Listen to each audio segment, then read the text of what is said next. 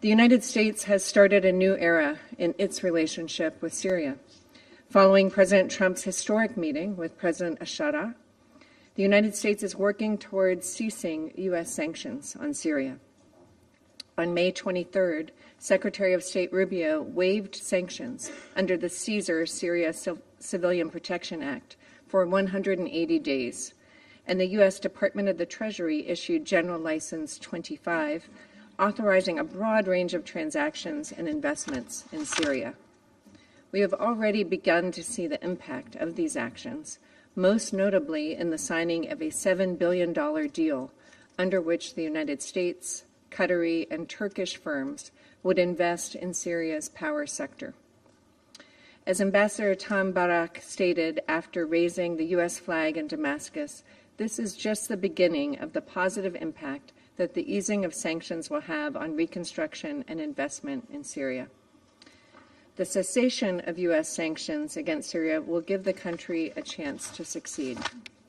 We encourage other member states to provide similar sanctions relief and to support recovery and reconstruction. President, as we have said, the Syrian government's actions so far on critical files, like the search for missing persons and the destruction of chemical weapons, have given us hope for what Syria can achieve and set expectations for what must come next. First, the government should begin discussions with Israel on a non-aggression agreement and subsequently begin border dispute resolution discussions.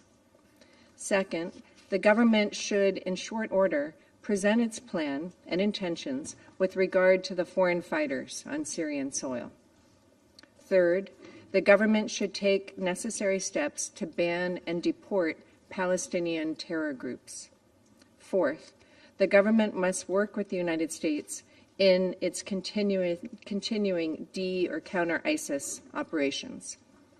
Fifth, the government must provide a plan for how it will assume responsibility for ISIS detention centers in northeast Syria. Countries of origin must also play their part to expeditiously repatriate their nationals from northeast Syria, including those detained in Syrian Democratic Forces facilities and those displaced in al-Hol and Roj displaced persons camps. Finally, we are encouraged by Syria's cooperation with both the Organization for the Prohibition of Chemical Weapons and the International Atomic Energy Agency, and we look forward to further progress.